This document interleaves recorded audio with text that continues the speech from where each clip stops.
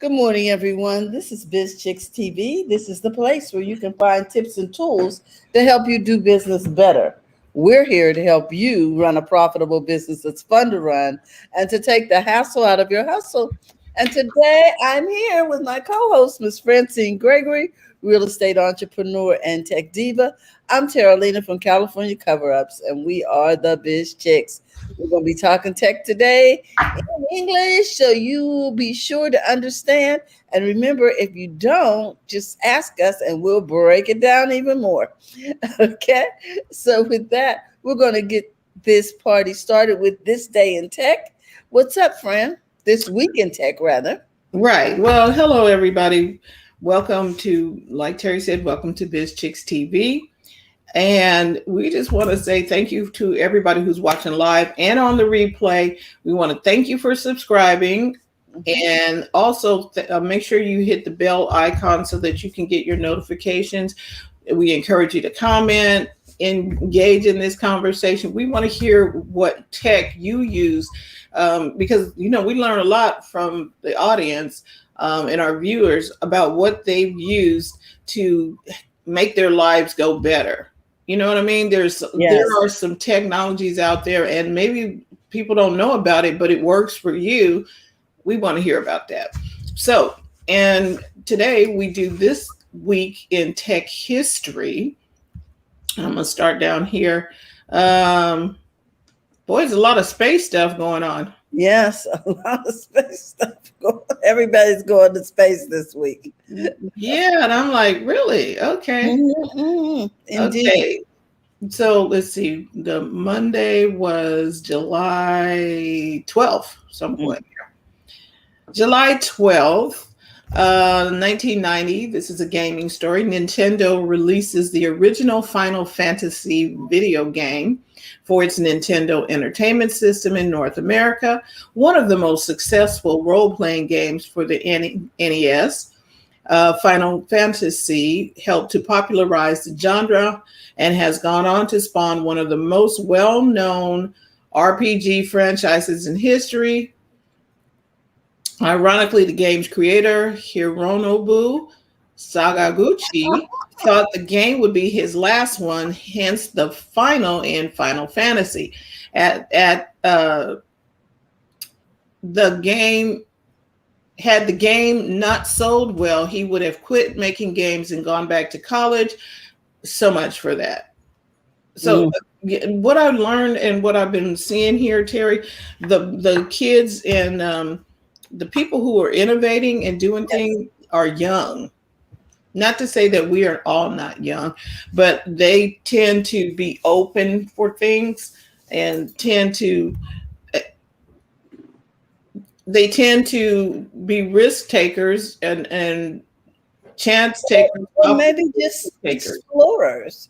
Maybe, you know what I mean? Because when you look down through the history of invention, most people were young. Right. All of the breakthroughs in technology and things and the change and the disruption in industry has come from people sub 40. Okay. And this is the same thing with this game here.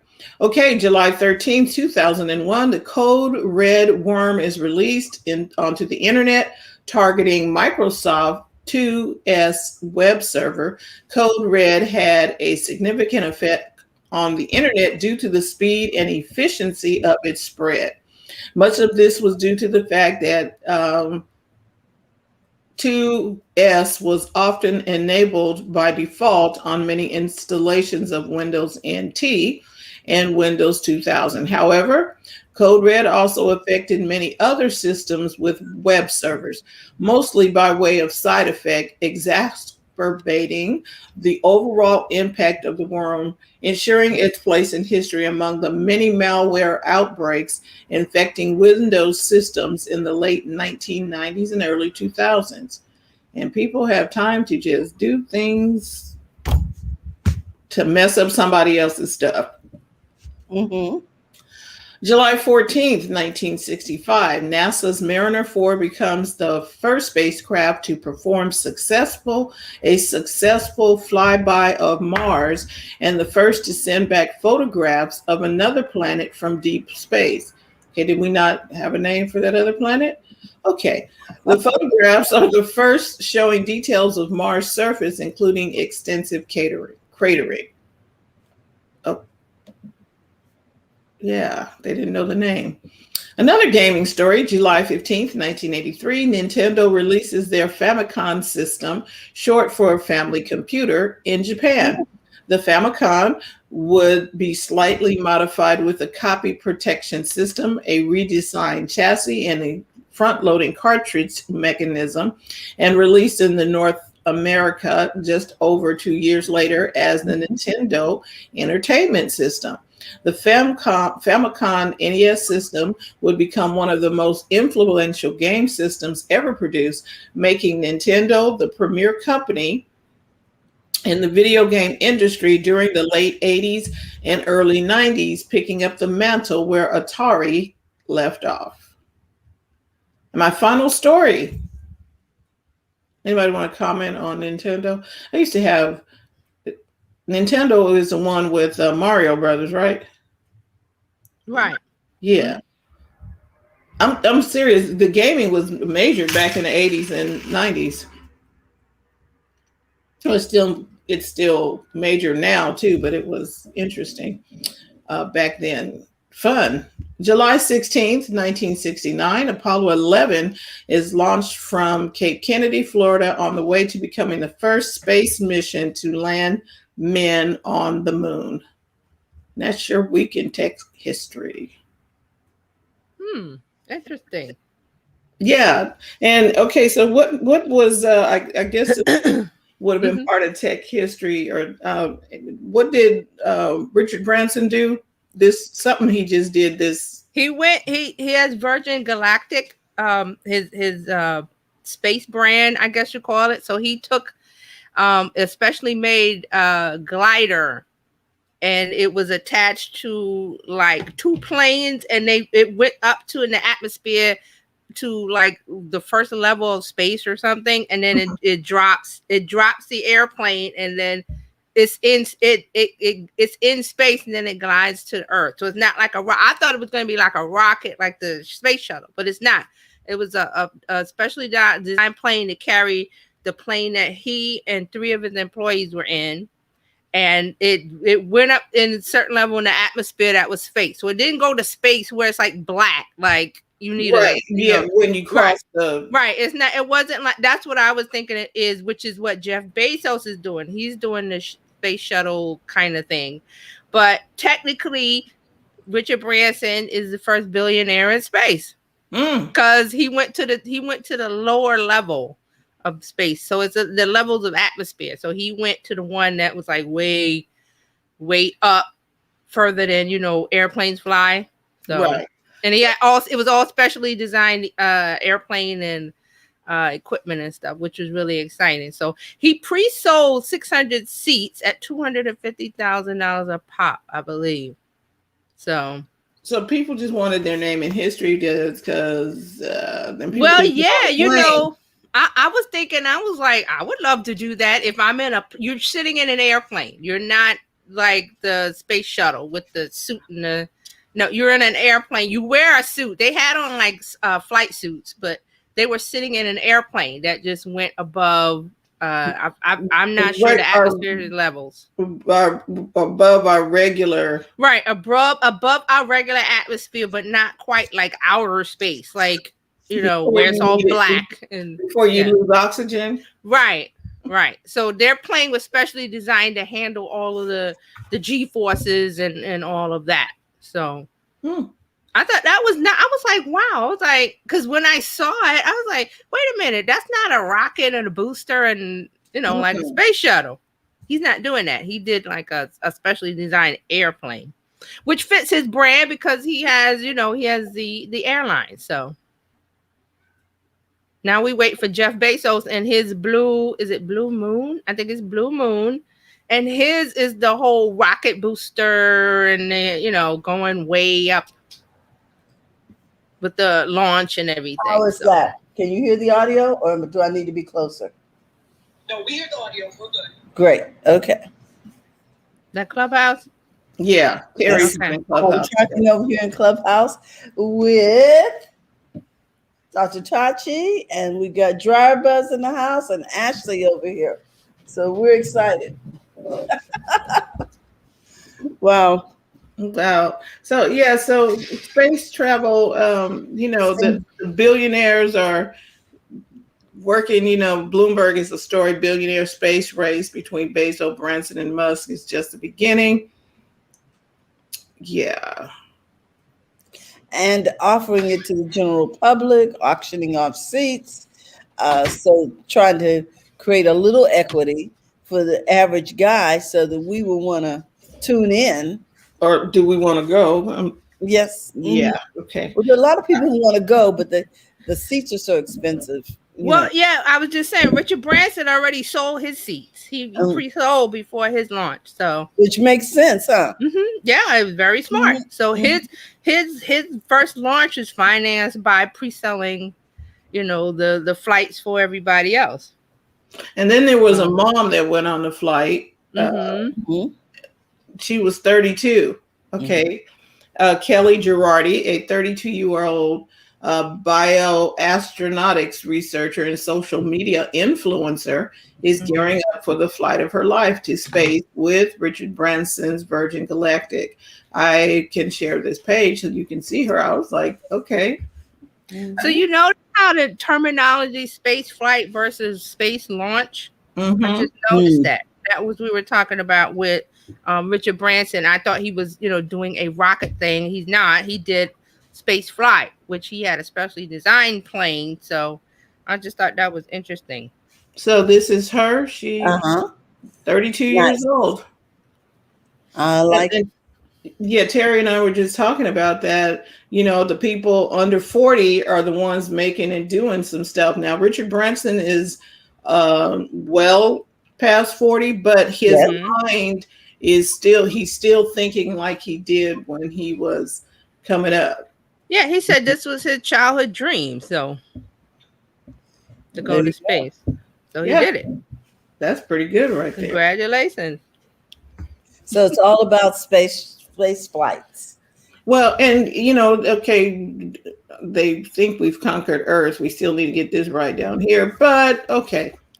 Yeah, that was a big discussion about, things going on here down on terra firma that should be fixed before. But again, you can't police their money. This is their money. So if he wants to do this, a lot of things have to be done in space to improve things on terra firma, like satellites. Yes. Telecommunications. We don't know where this is going to go. Yeah, right. Just the fact that, like, we're over here on Clubhouse, just the fact that we're able to do all of these things on our phones, just the average Joe, because that 12 years ago, we couldn't do this. Right. We couldn't do this with our phone. Research and, you know what I mean? Satellite launches and international space stations. Thank God somebody figured out how to get the computer in a room so that they could get John Glenn and him up in space. I was like, seriously? And we're putting our hands in in your hands. Okay, put my measure the door. Putting it in God's hands. Hey, that's the only hand you could try. But they've made calculations and people are doing things. It's interesting. All right, so that is all I have for tech history. Okay. Well, I've got 2 short articles because I know we want to talk about the fleeting issues over there on Twitter. Okay, go ahead. Go when it comes to Twitter, but she said the fleeting. She gonna have something to say about that today. You're right. So I want to talk about the fact that I like things that assist people, using technology to assist people. And let's see if I can share my screen. This is a robot that helps people dress. And really? Yeah. So when you mean dressed, it like pick a better attire or No, honey, I mean like put the clothes on your body. No, I know I was being funny. Some people don't know how to dress. Well, because they have those too. So I didn't want to assume we were talking about the same thing. Let me see if this is the one. Yeah. I had to remember to check the audio box. Yep. And see if I am in the space that I want to be in with this. I saw it a minute ago. Did you? Yeah, if you go, but keep going. I saw something. Keep going. More. The robot. Stop right there. That's the one. Okay. So let me enlarge this. Good. Gravity Industries has unveiled I wanted to its start with new this one. jet suit. This time powered by electricity. The jet suit has previously been tested by paramedics, remote rescue, as well as by the Royal Marine for maritime operations. This one, however, You're is fine. batteries. Okay. And finally, a robot that Can you helps guys to hear get over dressed. here? Yeah, Scientists we can at hear. MIT have developed a robot that can Good. successfully get people dressed and not injure them in the process. In the past, the algorithms that power the machines have failed, leading to robots freezing or moving unpredictably. Hopefully, next up, robots with a sense of fashion. Which is That's fascinating. I'm going to tell you why. People with disabilities. Yes, because they were using the robots to help people with disabilities to get dressed, but they didn't have enough agility. So with the improvements, now they can do it, she said, without injuring people. You know, they've been going through the testing and they've successfully given it enough flexibility to be able to actually help. So, and guess what? This reminds me of a movie I think I mentioned before with Robin Williams where he was the robot. Yes. It came out a while ago. I can't remember the name of it, but he was the robot and he looked human and he did everything. Wasn't his name Dave or something? I can't remember the name of the movie or the robot. It was just that this reminds me that we're going toward that and people go, why? That's freaky or scary. But you have to remember there are people that rely on other people to, to get up, get out of bed, get dressed, brush their teeth. This could be the start of them living on their own, being assisted by technology. Exactly. What is the name of that movie? I can't remember of it. Maybe someone on Clubhouse knows the name of that. I'll see. I'll look it up while we talk. Android, what's going on? So I'm going to share. His name was Andrew. I think it was Bicentennial Man. That's it. Bicentennial Man. That's it. Okay, there you go. There you go. So I'm sorry, Terry. It also reminds me of if you watch Iron Man, he has all his robots that help him do different things, put stuff on, get him tea and whatever, and they're pretty agile. Of course, they probably had help with special effects, but the point is that it can be done. Yes. And remember those robots that they had that looked like the butler, which sort of reminded you of the Jetsons? Yeah. Yes. Yeah. It's just that now that they've got these robotic arms and different things, they can do more, what would you call it? Minute tasks, more. Okay. Did you see the first clip? The first clip was about the jetpacks that are fueled by electricity. Now we've seen them fueled by other sources of energy, but this one actually was fueled by electric battery, and that's new. I know you guys say, I've seen people with the jetpacks, but the difference is that the use of fuel cells to make it happen. And they were talking about it takes an excessive amount of energy when you use the electricity to do this. So the fact that you got airborne is significant. I can see how we've been talking about voice activated devices in the house and how it's becoming it's pretty much like a robot. You're telling the phone what to do, or you're telling the voice activated device what to do, make coffee. TJ has hers starting up the air fryer and stuff. Yeah. I'm like, okay. I was gonna say it's very convenient because I'll tell real quickly. I haven't had gas in my apartment since June, the first week of June, because this is an old building and something happened with the gas and there's a gas leak or something, so they had to turn it off on our side of the building. Right now, the plumbers are next door to me, bamming and putting pipe. So it's gonna be like a couple of weeks. So since June, we've been like eating out or whatever, and I was like, I'm tired of eating out. So I was like, I have an air fryer. I rarely used it because it makes a lot of noise. It's not very noisy, but it makes a lot of noise. And I was just like, I didn't feel like using it because I was using my gas stove. But now I have to use the air fryer. I have to use my Instapot. I have to use my. So I've been between, or the rice cooker, all electric appliances. So the air fryer is really convenient because you have to preheat it in order for it to warm up, for to cook the food correctly. So you have to push buttons. I know people are going like, well, you just push buttons. But if I'm in another room, I can tell my which I will not say, I will tell my voice assistant, hey, I just say air fryer, and it preheats me for 5 minutes. Or the air fryer has an app that you can use the app and do all that. But it's very convenient, right? So I don't have to stand there and push the button. So and change the temperature and the time.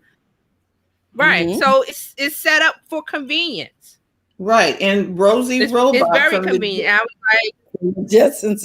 Yes, right. Yeah, bro. Yeah, the Jetsons. It's going to be a thing.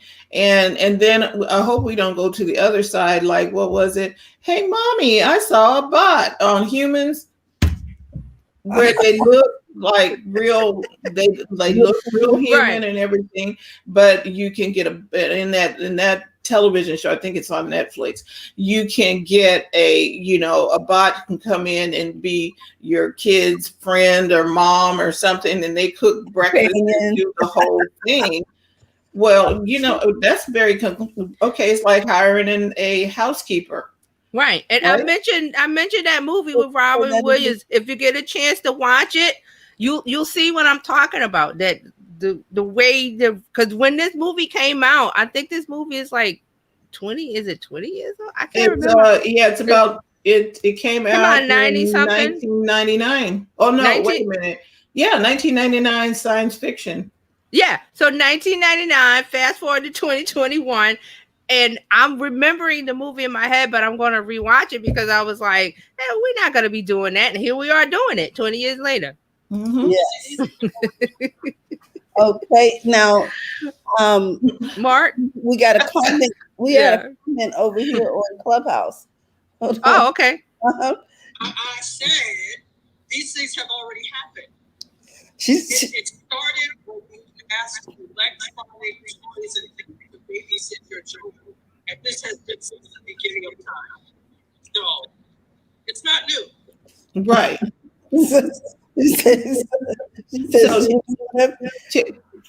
Yeah, Mark's in the Clubhouse. Let me reset the room over here.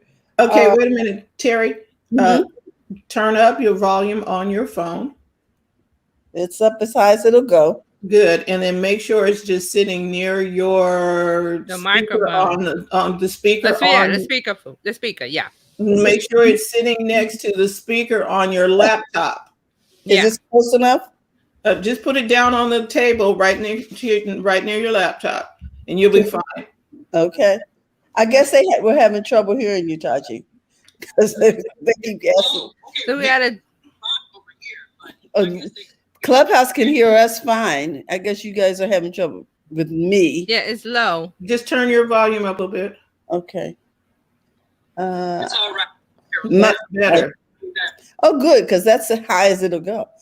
Okay. I guess everybody can hear now. Okay. Yeah, we were hearing before. It was just a little muffled, huh? No, right. Lower. That's okay. We're good. Okay. And so Mark Ward got jokes. Yeah, Mark's in the Clubhouse too. He says, "I cannot turn my lights on by hand anymore." That's Alexa's. Oh, I didn't mean to say that because I know they'll turn Terry's stuff on. That's his job. Yeah, you turn the lights on and off. Mm-hmm. Oh, you don't have to clap on. Okay. And then Jerry Scott says, does it too? Yeah, so now Alexa does cook because TJ just said It does. and now you still got to put the food in a pot, but that would be interesting. You can put all your food in a pot, chop all your stuff up, put it in a crock pot. Yeah, you set the routines. You set the routines on Alexa. I said it so she's gonna wake up. But you set the routines and that they do certain steps, and then you just give it the voice command, and it goes on. There are people who actually have their coffee and stuff ready before they get out of bed, because even on my what are they called on the Apple devices? It's called shortcuts. And it will do stuff like if you don't have a coffee maker at home, what it will do is, do you want me to order your Starbucks or something? It'll order your Starbucks when you're on your way out the door. It'll do all of those things. Put your order in, book the Uber, do whatever. Yeah. All you do is set it up. Yeah. This is getting easier and easier for people to live autonomously,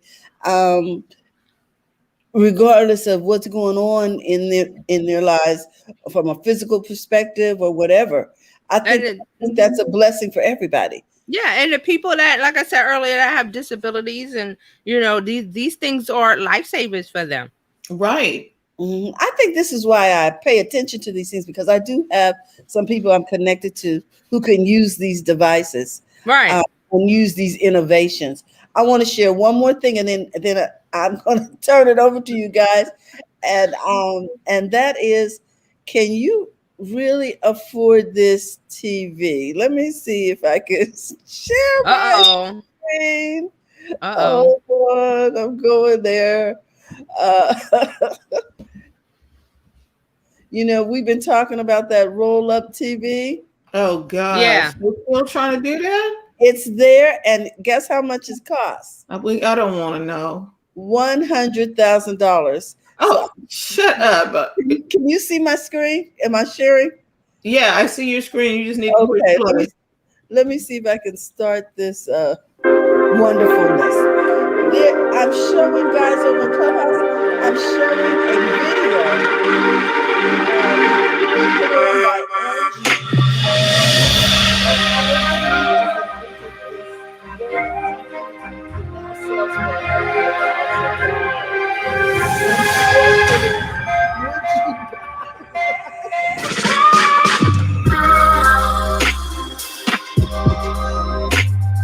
So the video is about 30 more seconds, so you bear with us. We're going to get this conversation started. If you want to see the video, it's over on the website. It's the $100,000 you're looking at here, TJ.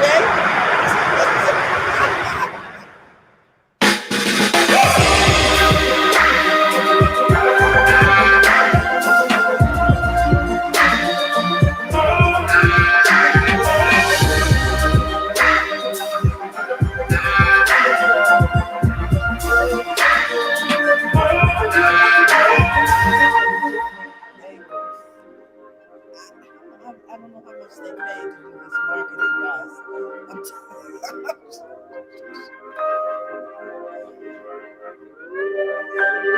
But there it is, and it closes with the caption, "Roll out the future." Sure. Yeah. A couple of things that I noticed. Okay. You still have to have it in that box in order because it's got a case, right? Yeah, the case. It's not like you can just unroll it and stick it on the wall. It has to be in the case, and it's like a projector screen so a projector screen, it comes down, right? The projector screen, if you had it up, and it would just come down. There's the thing at the top, and it just comes down and goes up. Okay. So this is just the opposite way. It comes up out of the thing. I don't know if y'all are old enough to remember, but when they first had projector screens, you pulled it up from the top and hooked it on Right. And but it still had to be pulled up or it still had to unroll from the thing. And I'm like, this is a shade. As far as the direction, you know what I mean? It's a shade. It's a shade. And I was just like $100,000. And guys, to me, it's like pulling your TV out of an aluminum foil box. Okay. It's not that serious. I see how they're doing it, but see, now here's the thing, and TJ can speak to this. Is there a market for TVs? See, that's the thing.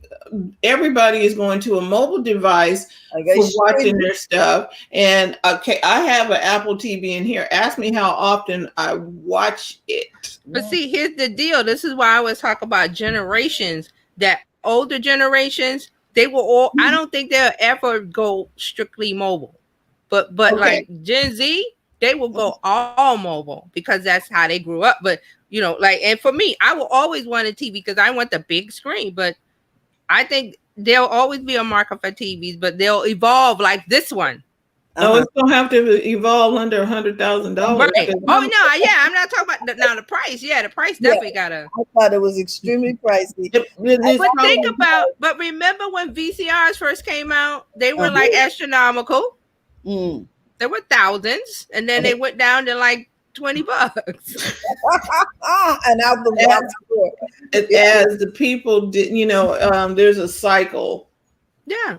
That the DVD player, it came out. It was thousands, and now it's like, okay, well, DVDs. Dr. Tachi, it's okay. It's also like, with the gaming thing, the whole gaming thing, they are finding ways to take it off of these boxes and have people come into the stream. Now, is that going to antiquate? You know, these different gaming boxes, maybe not, because they still got the games connected to their particular product. But you know what I'm saying? You're talking about evolution of.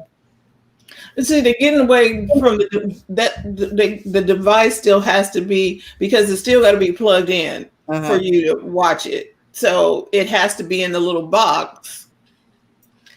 Whereas if you can get into the game just by streaming, you can be anywhere. Anytime. Right. I wasn't even talking about I was talking about the TV. The TV's in a box still, and it has to be plugged in. You didn't see any wires. I didn't see any but they carefully put all that so you don't see the wires in the back or whatever. But it still has to be plugged in order to work. Or there's a lot of batteries. Okay. So Mark has a bunch of comments about the TV. Let's talk about Alexa first with Mark. Okay, so Alexa is an uncooperative pencil though. I often have to unplug her because she will not stop playing when I tell her to stop. I find myself yelling at her like a crazy person. Robot apocalypse. You better send that back. Send that back, Mark, and make them send you a new one. No, because when you come back, she'll be sitting on the table. Hello, Mark. Like remember in Silence of the Lambs? Hello, he'll be like, hello, Mark. You can't, they don't die, they multiply. She'll be right back there on the table. Like Chucky, okay. Yeah, it's like exactly like Chucky. You try to get rid of me. Mark says, I put that TV on my wish list. Please visit my GoFundMe. Really, $100,000. I'm feeling you, Mark. I'm in the market for the TV. See? But may I say something about that? Yeah. Emily, look, I have to address this. I don't know what's going on today with the camera. So I have this chroma key thing going on. I don't know. So I have to fix it. So I'm not trying to be intergalactic. I don't know what's happening. Okay. I see. There's a little glitter in the back. Look, yeah, it's. I see it in the back. Yeah, in the back. The pillow is glittery. It's like we wouldn't have noticed it had you not said anything. Oh no, because it's bugging the hell out of me. So no, but it's not distracting to us because we thought we were like, okay. I'm like, you got a cool glitter pillow in the background. That's cool. You know what I mean? We just thought I wish. Are you selling those? I wish that was a simple answer because now I have to figure out exactly what the problem is. But I wanted to refer to this bloody $100,000 television. Yes. I don't ever think it is a good idea to invest that much money in a technology that is new. Number one, they're going to fix any of the bugs in the next version of it. Number two, the moment you buy it, it's no longer new. They are coming out with something else. And now you've spent $100,000 on technology that could be obsolete in 3 to 4 years.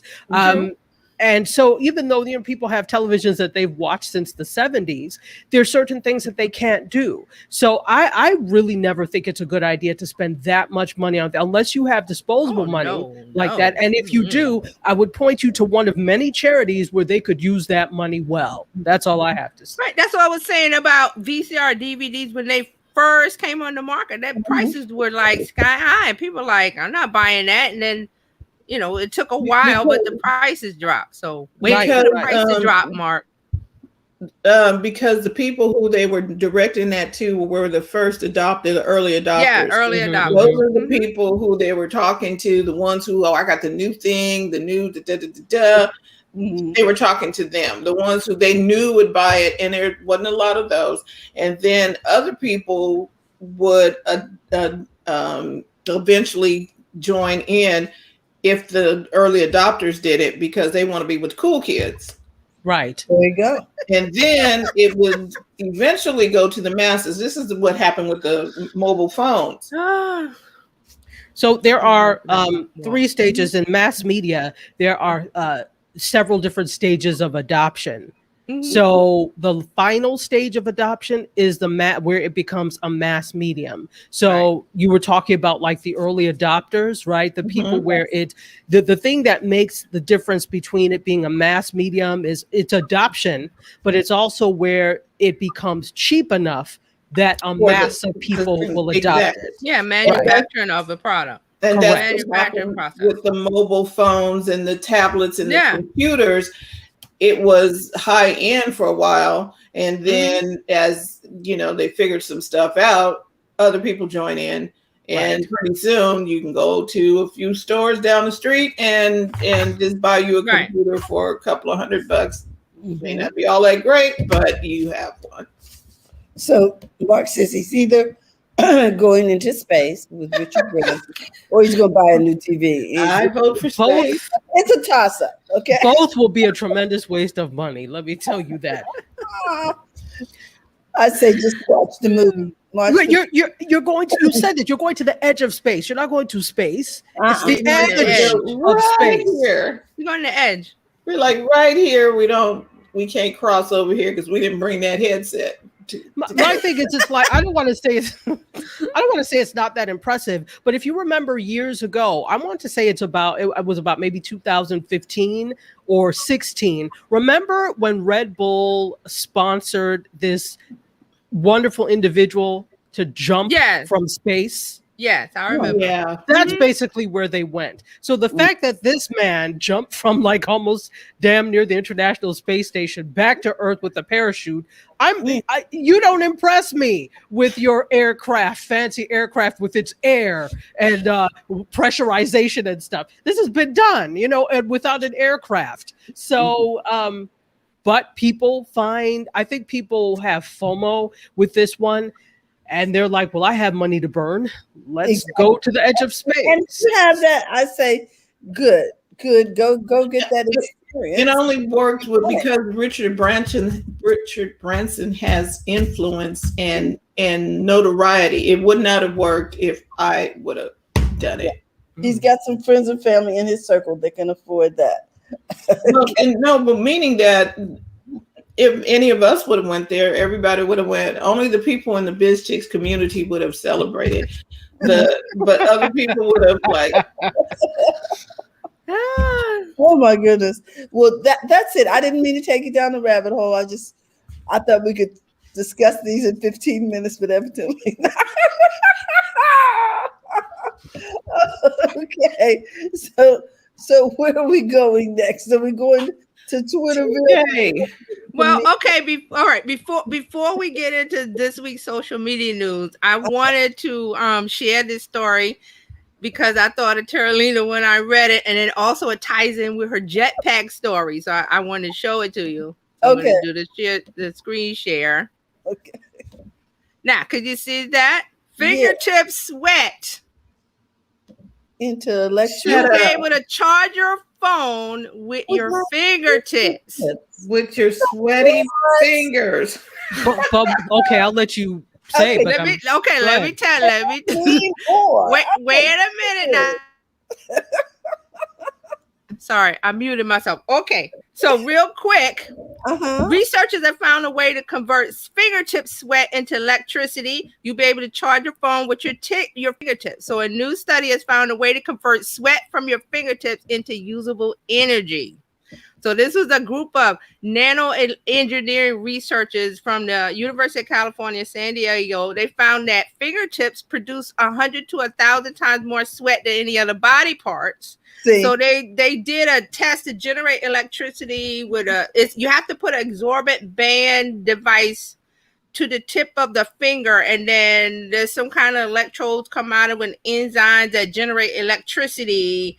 And there's a whole chemical thing to it. So the more you sweat, the more electrical energy is stored in the battery at the back of the band. All right. So they're saying that they did a test and they wore a wristband device for 10 hours. About 400 millijoules of energy were collected, which is enough to operate an electronic wristband for 24 hours. So research is being done to enable to generate enough energy to charge a smartphone for daily use. So your fingertip sweat is going to charge your phone. There's a savings. Now Mark says that he is using his fleet to power Chicago. But at any rate, I like it. Okay, so this is I'm with Dr. Tachi on the apocalypse situation. I remember The Matrix. And being the little copper top battery, because so pretty soon, they already look. If they looking at us as energy, like, your local electric company is gonna start. So when you're saying this, I'm picturing just off of what Francine was saying. I'm picturing. Remember the movie The Wiz? Yes. Remember in the factory when Eveline had all the people of Oz working in there? They were kind of like her slaves. Said, work! What? This is what I'm picturing is going to happen. We're all going to be in a factory, forced to sweat. Sweat So they can use that sweat for energy. Yes. That's one thing. But number two, this does not seem very hygienic. I don't know if anybody else is thinking about this, but this is not bloody hygienic. God of heavens. There's bacteria in your sweat too. It's not just water and salt. It also carries bacteria and things away. And so that phone away, exactly. And then you're using a sweatband, it will be caught in there. Petri dish of COVID-19 and anything else you can imagine. And then, what happens if you wash your hands? You're supposed to wash your hands. So now people might wash their hands. This will fit in the wearables. I'm always looking at wearables. So this will fit in the wearables category. Here's the visual I have of people in little cubbies, little sweat boxes, and draining the sweat off the power. Yes. But now you're a human fuel cell. And that's what it was in the Matrix. You were a human fuel cell. Fuel cell, yes, you were. It didn't come from nowhere. These things happen, and it have the propensity to happen. See, I got excited when I read this because I was like, this ties into my, you wear a T-shirt or a shirt and it'll charge your stuff. So somehow this is like the first step to turn this into somehow with fabric. Yes, exactly. Exactly. And then kids being snatched off the street and Jubies. Anyway, that's a terrible horror movie. Let's see. Mark said energy. Mark said energy generated by sweat and cooties. Exactly. Oh my God. I'm like, come on, really?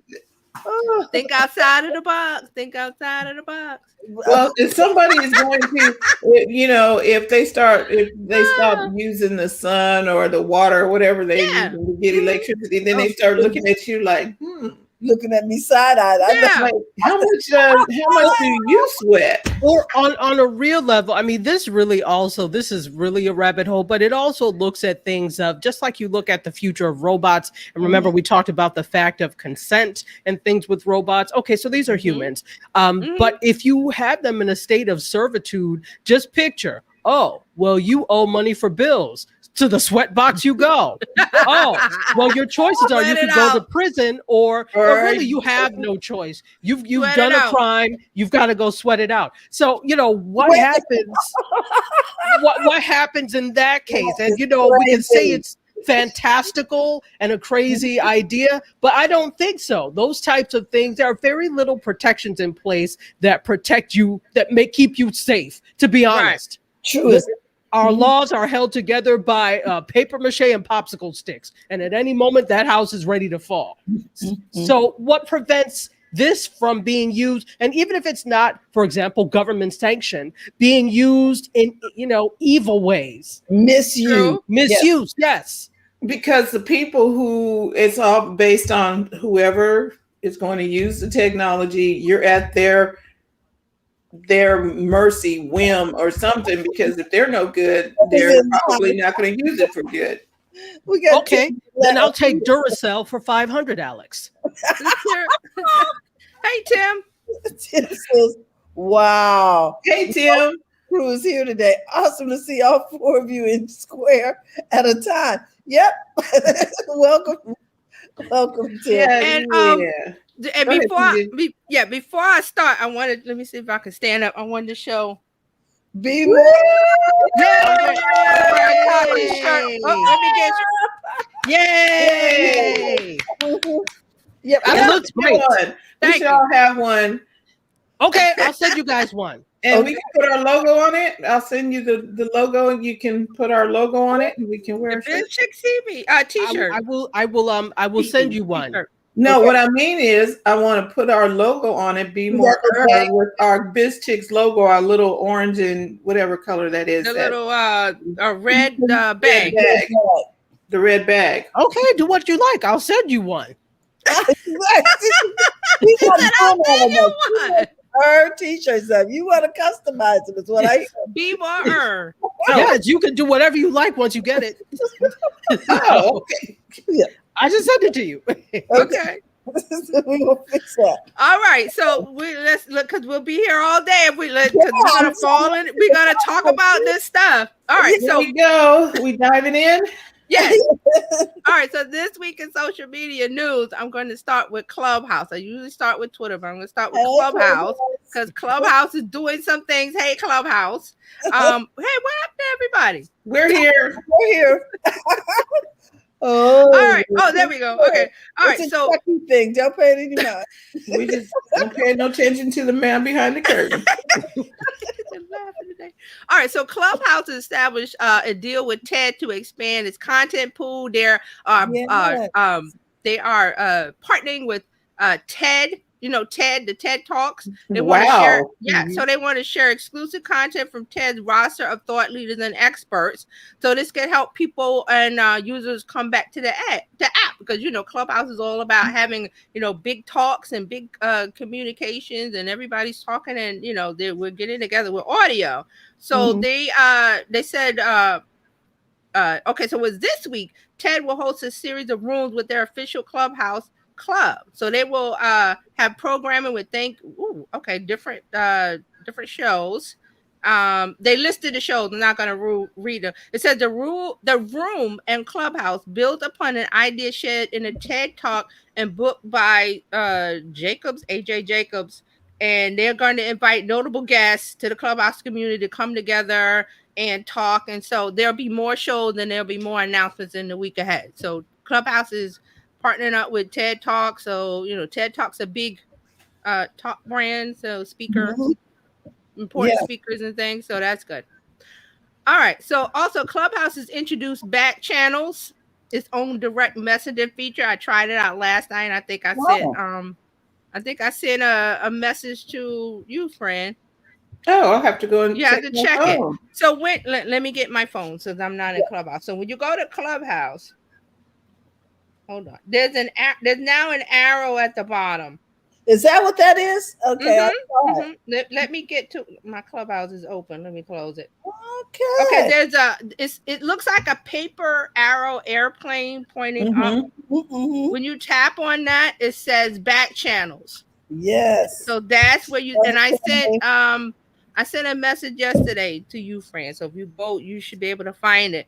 But so this is their new text messaging feature called Back Channel, allowing users to chat to each other in writing while simultaneously chatting to each other verbally. So it works alongside you being in a room. So nice. Which is why they call it back channel, because you can be in a live room and everybody's having little side conversations. Right, that's side nice. conversations. Right. So this is for okay, so users can message a co-host to plan what to talk about next. You can receive questions from the audience.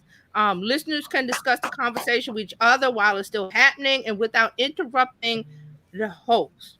Okay? That's nice. All right. So they said back channel supports both one-on-one conversations as well as bigger group chats of up to 15 members. So, if you got the club going, if you got your own club, you can have a back channel talk there with up to 15 members. Not just anybody can jump into the chat. Only the moderator can add or remove people.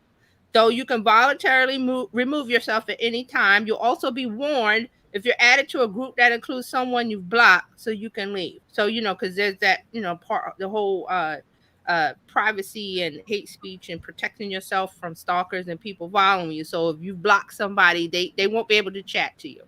Okay.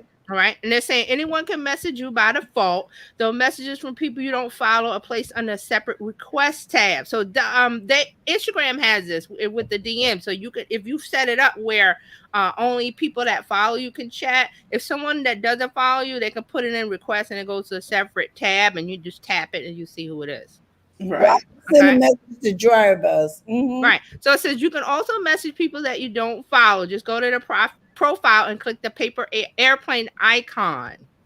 Okay. So it got so if they're not following you and you're not following each other, it goes into their request tab. So they would have to go to that tab and see that you requested a message and they could, deny you or accept it. All right. Okay. All right. So right now there's no image or video sharing, is text only, and you can't react to messages. So they're giving that example as with I believe with the Twitter Spaces, there's reactions and stuff, but that could come. I mean, but who needs it? Do you really need a reaction button? I don't need to react if I'm having a conversation with you. Isn't that like reaction right now? Like yeah. Okay. So Clubhouse says that they're going to update this back channel to include more features in the future. So look out for it. Try it out. See what you think about it. It's cool, but all of this is reactive, and I'm not saying that Clubhouse did not intend or have any intention of creating chat or a back channel, but it's awfully convenient when you have Spotify Green Room that came endemic with chat already, and so now everybody is playing catch up or the catch up game. So this to me was a direct reaction to the launch of Green Room and the fact that they have certain features, so that now they're trying to protect home, and we've got to add some more features to keep people here. I mean, I don't necessarily know if that fear is founded or unfounded, but I do know they were feeling it, and that's partially where it came. If you ask them, they'll probably say no. I'm telling you, that's what it is. Right. And I think this is great. Dryer Buzz I sent her a message, said, "Hey girl," she said, "Hey, now you can share links." Right. Before you do that. Because they say, send me that, you know what I mean? And we don't have any way to send the link except to spell it out. Right. So Right. you have the room that's live and everybody talking, and then you have back channel, which is why they called it that. So there's conversations going on, because especially when there's hosts and moderators, they may want to talk about, okay, this is what we're going to talk about next, or put this person out on timeout or whatever, or boot this person out of the room, like a private chat. Yeah. Yeah, like private we chat, have a like private chat right here in StreamYard.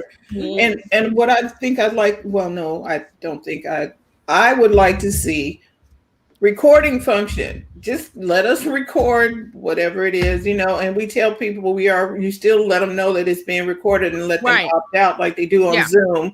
Zoom will pop up a message, hey, this is being recorded. You can leave now or stay.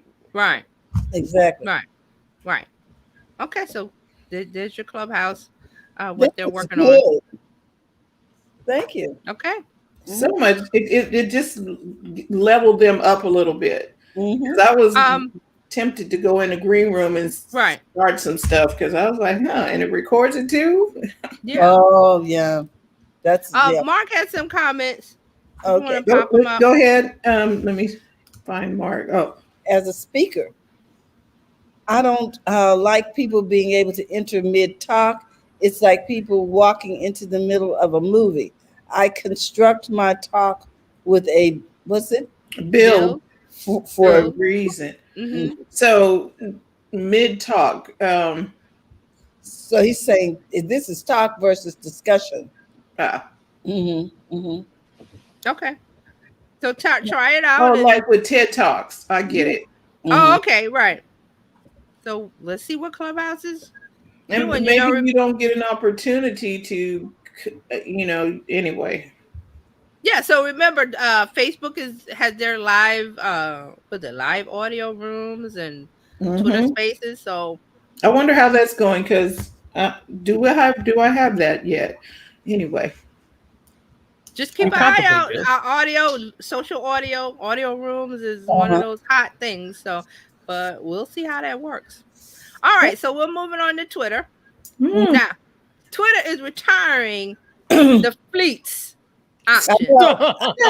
I want you to tell us about it, T. Wait. Now, remember it ain't been 6 months. It was a fleeting romance, friend. Because they got so many complaints about it, probably. I told them not to name it after an enema. Exactly. It just should have been whatever they had before, Vine. Right.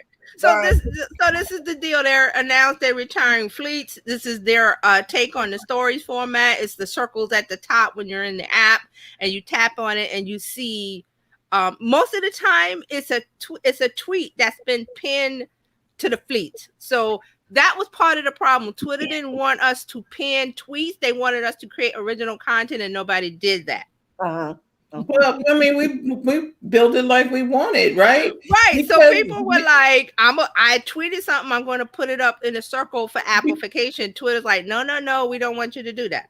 Well, because you can see stuff when it's in the circle, and at least be able to find it, and people can see what your thought is of the day instead of scrolling through a bunch of stuff. Right. It's another placement. So here's Twitter's explanation. We built fleets as a lower pressure, ephemeral way for people to share their fleeting thoughts. We hope fleets would help more people feel comfortable joining the conversation on Twitter.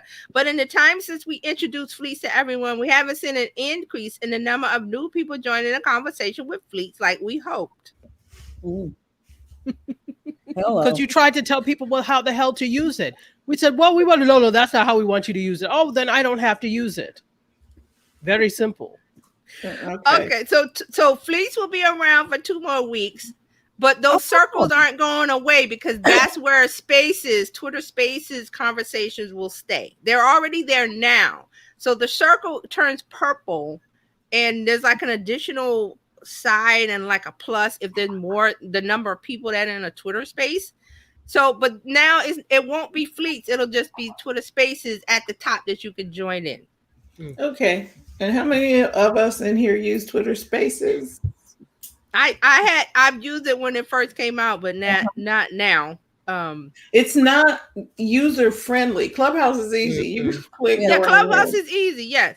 But see, this is for people that are in Twitter who didn't go to Clubhouse, who don't want to go. They want to Twitter people are like, what is the word? Curmudgeonly? No, they're committed. They like Twitter, and they like to have conversations on Twitter, and they don't like to go anywhere. They're about and it's a small group over there of active Twitter users anyway. So well, I mean, Gary Vee did something. I believe it was Spaces. I'm trying to think. He just came on for a second to talk about something and tell you where to go. He pointed you somewhere else, right, to go and watch it or do something. He uses his Twitter to point. And matter of fact, speaking of Gary, he's got a live audio room scheduled for next week, I believe. So I'm seeing how he's got access to it. So I want to see how that how that works, because he's got a big community. He tells people where they go. So that's the deal with him. But for everybody else, it's like, okay, again, decide where your people are. If your people aren't on Twitter, you don't ever have to worry about it. If your people are in Clubhouse, stay on Clubhouse. If your people is going to be on Facebook audio spaces or audio rooms or whatever the heck they're calling it, live rooms, I don't know what they're calling it, then that'll be your place to do audio. So there'll be more than one spot. You don't have to be in all of the places. Yes, correct. You just be wherever works for you. Because I was going to try and check out Green Room, but then you'd have to invite everybody over to Green Room, try to get them all in this house, change addresses, and now right. So the Clubhouse people will stay on Clubhouse because they like Clubhouse. So are your people on Clubhouse? Then stay there. There's no need to go somewhere else unless you feel like, well, and this is the deal. If you don't use Twitter, there's no need to go over there. Right. I would say use Twitter as a research tool. It's got there's lots of, you can use it on the desktop and search for whatever you like and see what the conversation is right now in this moment. And use that, and then go to Clubhouse and say, hey, everybody's talking about XYZ. Let's talk about it here on Clubhouse. That's what you do. So you don't have to be everywhere. Oh, that's all right. You don't have to be there. Okay, so moving on, more Twitter stuff. Twitter now lets you restrict who can reply to your published tweets. Why is this a big deal? You publish a tweet, and you forgot to turn off the nobody can reply, or there's options to let people reply, like everybody can reply. So you publish a tweet, but you let everyone reply, and then it's a incendiary or something tweet, and you're getting all of this negative. So you can go back to the tweet and say, hey, I'm gonna turn off the the comments or whatever. So so you can retroactively change who can reply to your tweets. All right, so want to use that? That's a big deal. And also, Twitter is rolling out auto captions for voice tweets. Now, this is different from the Twitter Spaces, because now you could do voice tweets where you talk over. You can talk. I believe. Can you talk over an image? I'm not sure, but you just record, and then the tweet goes out with I think it's like a picture of a circle, and it pulsates when you talk. So that's a voice tweet, but not a Twitter Space. So they're putting auto captions on that because they got a lot of flack, because this voice tweets came out like last year. So they were saying like, well, what about people who can't hear the voice tweet? So now they can read the caption. That's good. I think that might be okay if you just want to say something. Right. Remember, I don't know if you remember, Facebook had this audio only thing that you could record your voice and it would just go out as a post, and then you hit play, and then it would just be the little waveform, the voice thing. I don't know what happened to that, because I remember that. It's been a while. But that's what some people want to talk without being on video. Yes. So they might have something to say, but they don't want to type it. It's too long, because then you have to do the threaded tweets. So you might not want to do that. You might just want to say real quick what it is and post it and go. I think I can see how that can work, where you just say what you need to say, to everybody. It's like leaving a voice message for everybody. Yeah, Oh, here you go, and I'm out. Exactly. No going into Canva and creating a visual and doing all this other stuff. Let me just say, hey, we're not open today. Right. Sorry for you. Wow. Okay. Yeah. Okay. So let me make sure I cover. Okay, Clubhouse. Yes. All right. So let's move on to. We'll do TikTok. Let's get TikTok out of the way. No big changes with TikTok. They're doing something where they're automatically removing violative content when it's uploaded. So they have an automatic content removal system, and this is in the U.S. and Canada to identify content that could be volatile before anybody sees it. So they have a system to built in to see this. So they've been testing ways to identify and remove this content as well as notify creators when their content is removed. So this is being tested in the U.S. and Canada. All right. So again, more tools to combat hate speech, trolling, all of that. The negative stuff that's going on. I just want to welcome everybody over there in Clubhouse. I want you to know we are talking tech today in English, and TJ is getting us updated on what's going on over here Right. on TikTok. So and on TikTok, they're not just going to remove it and not tell you. They're going to, first of all, there'll be terms and conditions update, and then when you do that, they'll say we're removing this because of XYZ. So they won't just remove it and not tell you. So just be, the thing is when you're making content, just, and I know this isn't us, but there are people that are just making content to be radioactive or just get a negative reaction. So TikTok is like, we're not doing that. Yeah. Right. Just so they can get views. Yeah. Right. So they're going to remove it. They're going to flag it. They're going to tell you why, and don't do that again. Okay.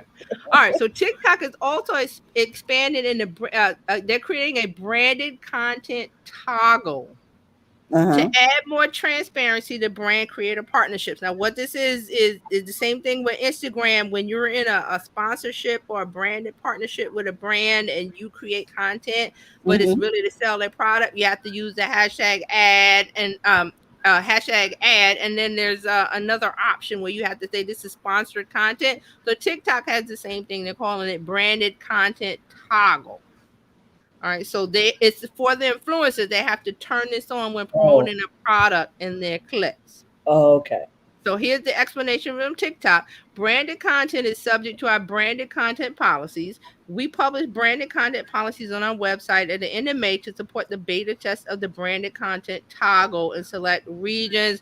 This is for creators to prominently and seamlessly disclose when there's an exchange of value to influence the creation of the post.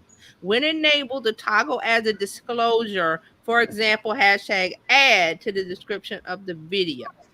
All right. So this is for creators that are doing sponsorship deals with brands and they're selling a product, but they're not really selling it. They're saying, hey, I tried however they set up the video. They have to let us know that they were sponsored and they were paid by a brand or company. Okay. So that's TikTok. Oh, one more TikTok thing. TikTok is bringing this TV app to Amazon Fire TV. So it's available on Amazon Fire TV devices in the UK, France, and Germany. This is TikTok. Okay. So remember, TikTok had their TV app on Samsung Smart TVs last year. We talked about that.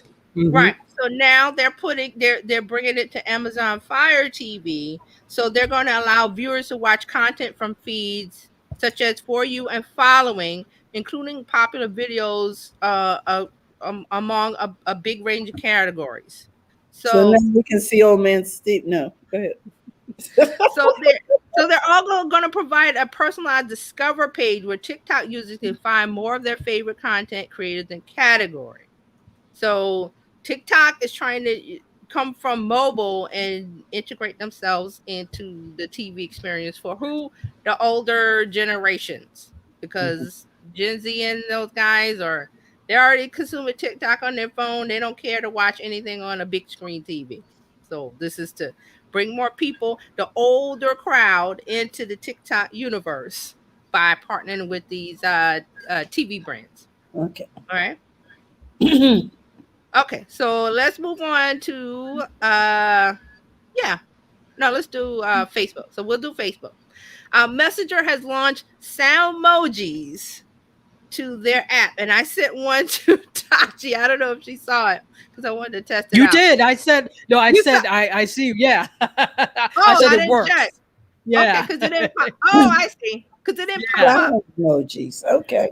So it's sound emojis, and let me see. Do I have a screenshot? Yeah. Let's do the screenshot so you can see, and I will describe it for Clubhouse. Okay. Please do, because we got quite a few people over here. How y'all doing? Anybody got questions? Just let me see. No. Oh, here it is. Okay. All right. So can you see that? So when you're in Messenger, you'll be able to have the sound emoji. You'll tap on the smiley face at the bottom, and then a sound emoji window or a tab pops up, and then there'll be several options of emojis that when you send it will have a sound. Some of them are annoying. You can tap them before you send. How good. And when you send it, it comes. So I wanted to see how it works. I did that with Tachi. I didn't give her any warning. I just sent it. No, I'm happy to receive any sound emojis anytime.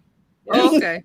Yeah, some of them were annoying. So you get to test it out before you send it. You just tap on the sound emoji and it will play some. Some of them were loud, and there's two of them from Bridgerton that has the what's her name? Julie Andrews talking as the Bridgerton lady. What's her? I forgot her name.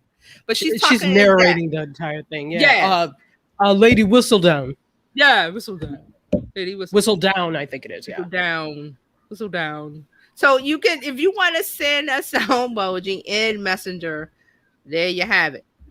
All right. So again, another thing from Facebook. Facebook is making Facebook Pay available as a payment option on third-party websites. So they are going to you're going to be able to use Facebook Pay to buy things in August in online stores. So like Venmo and Cash App. Yes. Okay. Yeah. So let's I gotta share for that. Let's take a look at that, just so you can see what it looks like. We'll take a real. Oh, that's the switch. Oh, there we go. So this is the Facebook Pay. So you see there's someone with a code. So what they're showing is someone on the store, online store, and they have a picture of a signature code. Then it has the picture of the item. Then it says add the bag and the number of items. And then it says Facebook Pay at the bottom. So when you tap that, it goes into who you're going to pay with Visa, pay, whatever system you're going to use to pay. The ship to is there, the contact information like email and phone number, how it's going to be shipped, and the whole, like a receipt. And at the bottom, it says pay. You tap the pay button, and then, so it seems like Facebook is doing like what Google and Apple did, where your card is connected to the Facebook Pay, or like my cards are connected to my Apple Pay, and I can select which card I'm going to use, but I still don't trust Facebook, so that probably is not going to happen. So they said, so it's started in August. The U.S.-based customers will be able to make purchases from Shopify-powered businesses using the payment method. When you visit the supported seller, you'll see a Facebook Pay button allowing you to complete a purchase with your saved card or PayPal details. Okay, so there, and again, like Fran said, they're in competition with Apple Pay, Google Pay. So let's see what happens with this. Will we use Facebook Pay? Not me. Okay, maybe some will. Yeah, well, what happened because they had their other little Lira or whatever that didn't go well. You didn't get that right. Oh, no. Libra. I'm not. Yeah, that was is that their crypto? That was their cryptocurrency. Yes, the cryptocurrency. No. See, but here's the thing.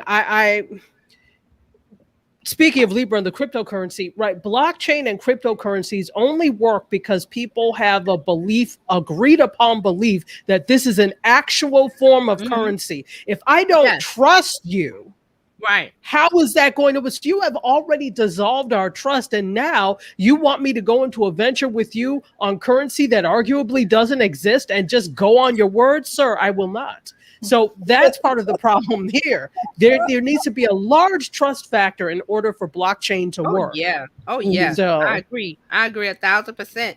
Facebook has a trust problem. They've had it for years. That's what they need to fix. Not throw all these things at us, trying to, Facebook Pay and this and that. I'm like, okay, I don't trust you, Facebook.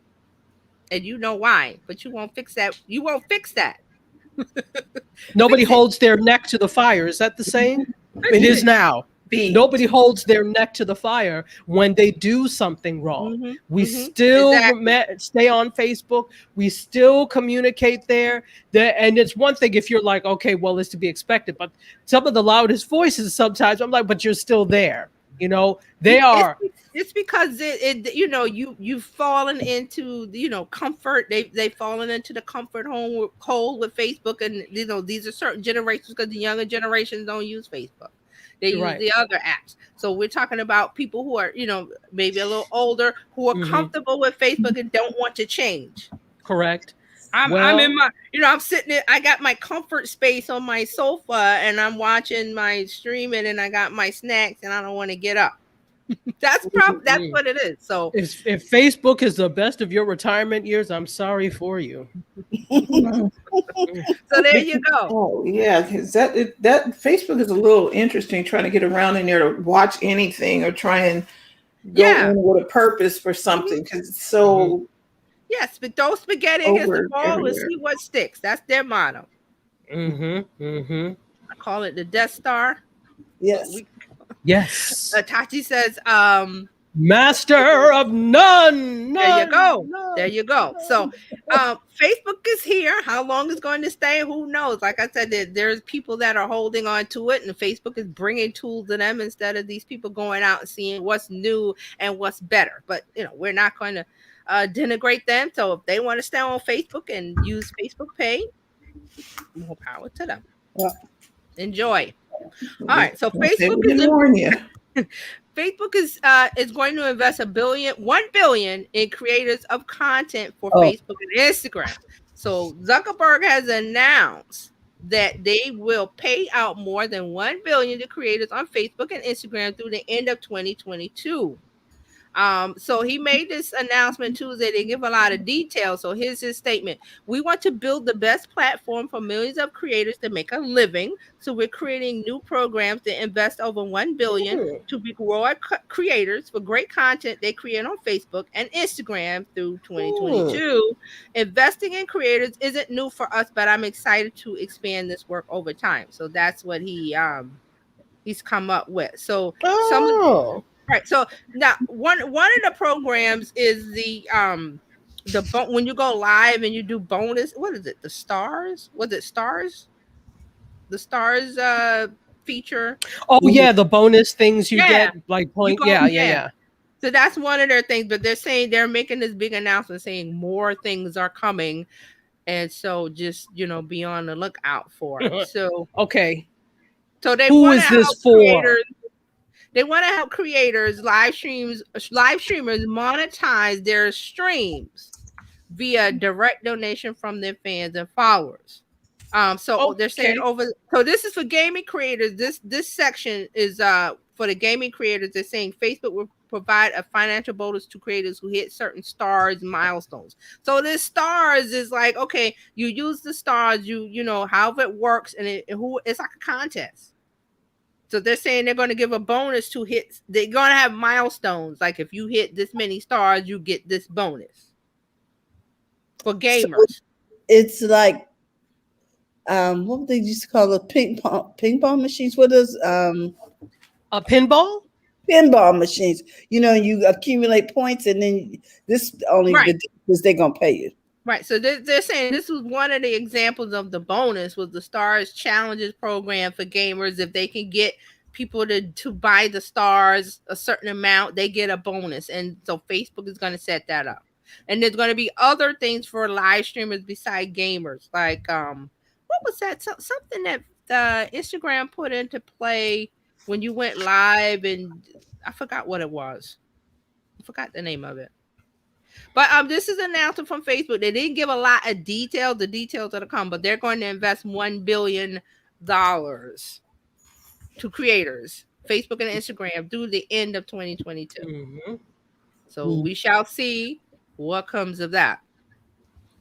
All right. So last thing is Instagram. So just two things for Instagram. Instagram is testing a new reshare sticker for stories to encourage more thoughtful feed post sharing. This ties into fleets. Remember, Twitter was mad because you didn't use fleets properly. So Instagram is saying you're not supposed to share your feed post to stories.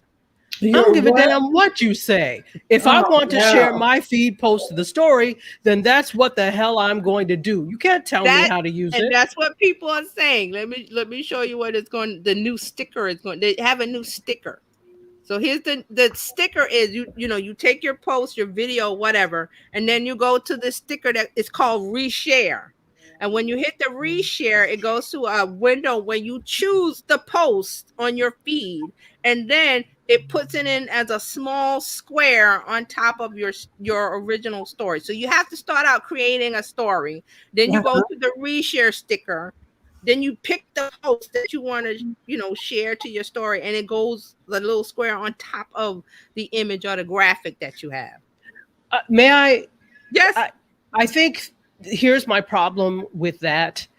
It's almost as if they don't realize that often your audience for stories and your audience for your feed are two exclusive audiences. They're two mutually exclusive audiences. So while there may be some crossover, there are going to be people who come to your stories who probably will not go to your feed, right? Who may not go to your feed. Right. It's the same thing with Reels. So it's the stories that get discovered, especially when you put hashtags and things in them. I don't know how necessary this is. You just don't want us to do that.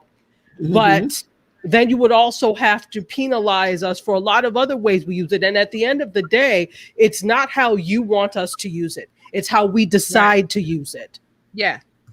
So the idea is that they want to encourage users to be more creative in their reshares, as opposed to straight resharing of feed posts. And like we're saying, don't tell us how to do it. Let us do it. In the reshares, as opposed to straight resharing of feed posts. And like we're saying, don't who's it that? We're getting an echo from someplace. That's all right. Well, you know what then? Pay me, witch. Pay me. If you want me to create some, witch, pay me. If you want me to do it your way. Yes. If you want me to take time, I don't think they create stuff themselves. They're worried about the running of it, but you don't create stuff that yourself. This is like a full-time job for a lot of us, right? It is. Yeah. And many of us are not being compensated. So now you're trying to police the way I choose to share something, or we choose to share something.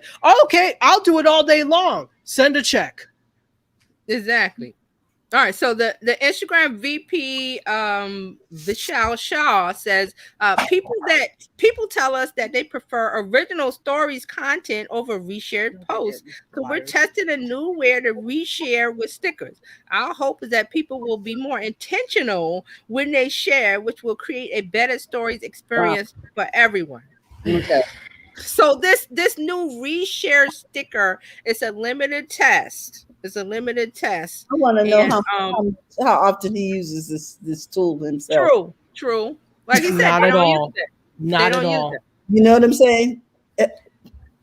They don't. They just really started. Now, I will say this, in terms of when you were talking about the Creator Fund, they have started, if you follow on Instagram Creator, their Creator account, that is actually Instagram. And lately they've been doing a lot of live streams with different creators, really and highlighting them, trying to, I guess, in terms of this fund, trying to let people know what's out there. So they have been trying to do some things. But other than that, that's a team that does that. That's not them. So, and they're not always creating the type of content we all create.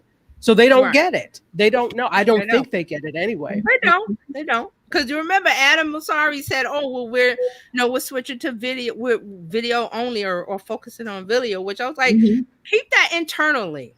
You don't have to say everything, right? Because it caused a lot of not commotion, but upset, because they were like, "Well, what about photos?" And then he had to come back and say, "Oh, no, you can still share photos." That's why I said, why even say that in the beginning? Keep it to yourself internally. We're Instagram. We're focusing on video, just because we're concerned. Because we're concerned about TikTok, coming up the rear and eating us up, which they are. So they're not running things correctly over there.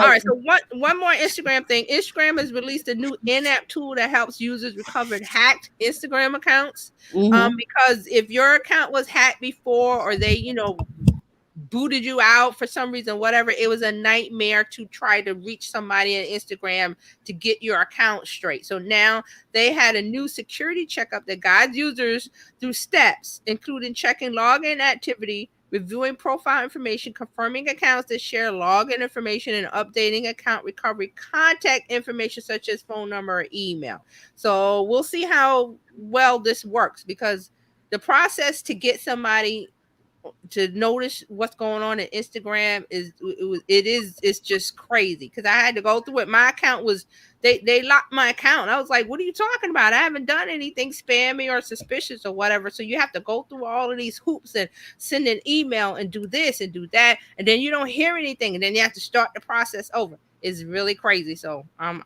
interested to see how this works. So we'll see how it goes. Okay. All right. And that's your social media news update for the week. Okay. Well, then let's get this party started with the whole media issue. What's going on, Tachi? Oh, the party is already started. I think the party is already started. We've been having a great thing all the. I do want to add something for you in tech. I don't know if you saw this, Terry, but Adobe has revealed the most popular emojis used by people around the world in 2021. Oh, no, listen. I'll send you the article. Yeah, but it turns out that the laugh cry is the most popular emoji. The last cry. Laugh cry. It's laughing, but the laugh cry. Yeah. Okay. That's the most popular emoji around the world. So I'll send it to you. It's quite interesting.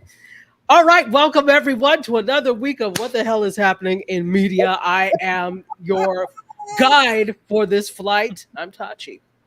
So I do want to reiterate, and I keep saying this over and over again, that the Streamy Awards are still open, and the Streamies Award for great creators, basically video creators, and also podcasts. So it could be a live stream, it could be something you put up on YouTube, and this is actually done by YouTube. It's the YouTube Streamy Awards. So if you go to Streamies, it's STREAMYS.org. You can submit. It is free completely to submit. I would urge BizChicks to submit for the Streamies.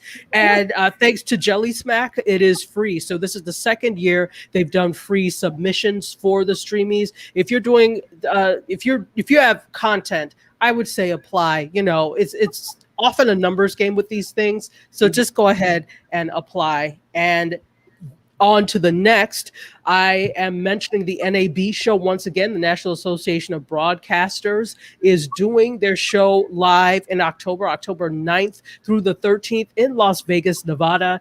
It is great. It is the largest show of new media technology and entertainment, just media in general, I would say in the world, but definitely in North America. About 100,000 people go every year. And I have a code for you if you are interested in going for a free exhibits pass. And the exhibits pass gives you entrance to the exhibits, the show floor, but they also have sessions on the show floor. There are demonstrations. It's really cool. So there's a lot that to be done there. And NAB always has great hotel rates. I mean, really super good. So you could go and if you live next door, for example, in California, you might just have to drive and it could be really inexpensive. So the code is E as in Edward, M as in Mary, 09. Again, E as in Edward, M as in Mary 09, and you can register for a free exhibits pass to NAB in October. I probably will be there providing people do what they're supposed to do and we don't go on lockdown again. So moving on, let's talk the Super Bowl. NBC Universal has sold out 85% of the Super Bowl ads. They have a 56 ad inventory. They've sold out 85% of this. This was part of their biggest upfront ever. Now, if you know about the upfronts, that is where television shows go in front of, basically it's like an exhibit for ad people, for advertisers, because the way things get paid for in media is through ads. So every fall, every spring, they do upfronts. New fronts are for the digital space, and they're like, hey, this is what we have coming up. But generally the Super Bowl doesn't have to try very much, but it's because it's the biggest night basically in television for most people. Also, we haven't been really doing a lot sports wise. So I think this is going to draw a lot of people, a lot of eyes, and advertisers want to be right there with it. So that's cool. They've sold out 85%, 15% left. So get after it if you want an ad during the Super Bowl. Let's talk a little bit about. Go ahead, sorry. I'm writing my check now, Doug. Okay, good. And you can write half of it for me. No problem. Okay, no problem. I'll let you know. Thank you. You're so kind. Yay. Lionsgate has acquired the bulk of the Weinstein Film Library. Now, we already know the fallen Weinsteins, however they say their name, right? And so Lionsgate has come in and swooped in. So there is life after Weinstein Company.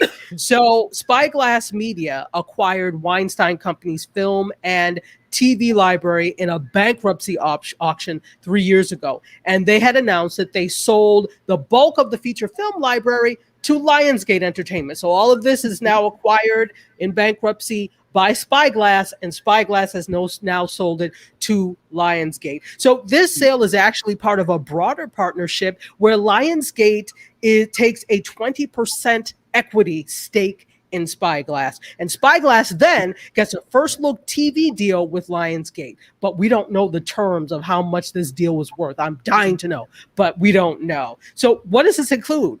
Quentin Tarantino films, Django Unchained, Inglourious Bastards, and The Hateful Eight, as well as several other Weinstein productions, including Silver Linings Playbook, The King's Speech, and Fruitvale Station.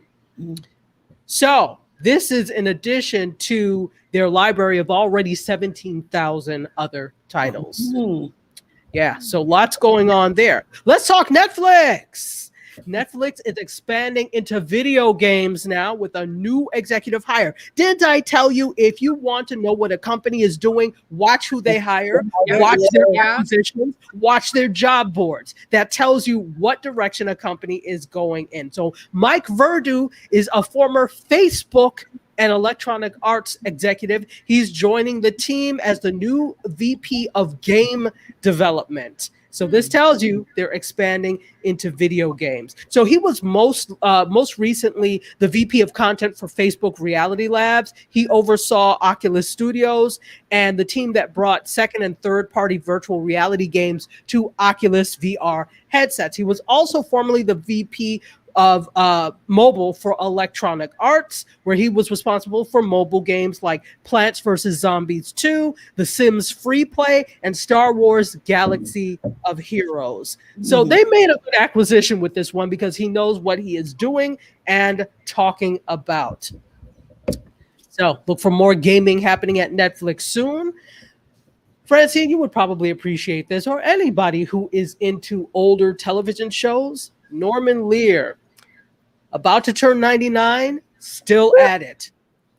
Wow. He is among his library. Now, I don't know if you know everything that Norman Lear has done, but he's done a lot.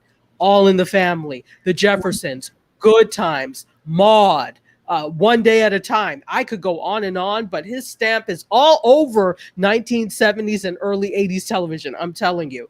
So he actually has a deal now, a new deal with Amazon to bring a lot of these sitcoms back under a first ever streaming deal. You notice these things are not necessarily available for stream, right? Mm-hmm. Now they're going to be on Amazon. So they were started to be available yesterday. So it's All in the Family, One Day at a Time, Good Times. I think Maud, they're all available to stream. Yeah. So for those of you that are interested in that, go ahead. Also, 227 and Different Strokes are going to be available. They were available yesterday. So 227 and Different Strokes, Sanford and Son, The Jeffersons, and Sanford. Remember, there was just Sanford too. Yeah. Yes. So those are all going to be available. This is a collaboration between Prime Video and IMDb TV. And the big reason they're doing this is so that new generations can find this programming. Okay. Yeah. Absolutely. Let's talk a little bit more. I've got a few more stories for you. Prince Harry and Meghan Markle, if anybody cares, are set to launch an animated series at Netflix, back to Netflix. So it is called Pearl, and it was created by Meghan about a young girl who is inspired by influential women in history. And it's interesting. It's going to be executive produced by David Furnish and Liz Garbus, among others. And yeah, it's about, she's a 12-year-old girl who's inspired. So this is a children's series. David Furnish is from Rocket Man. Carolyn Soper is from Tangled. Liz Garbus made I'll Be Gone in the Dark. Dan Cogan did Icarus. And Amanda Rinda, The Loud House, is going to be the showrunner. So Markle said this: like many other girls her age, our heroine Pearl is on a journey of self-discovery as she tries to overcome life's daily challenges.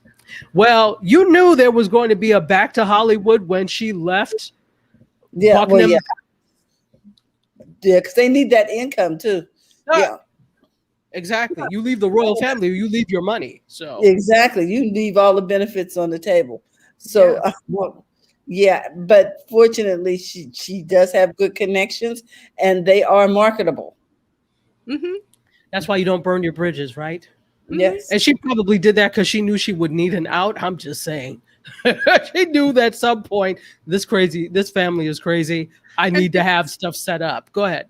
And see, this is an example. I always like to bring up people like Beyonce, Taylor Swift, celebrities that have a big fan base. She had a big fan base because of her the Suits TV show. She wasn't that big, but it grew when she decided to marry into the royal family or whatever. So that just grew, and now you see what comes out of that.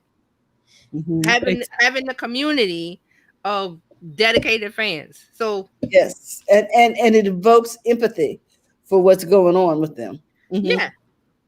So exactly.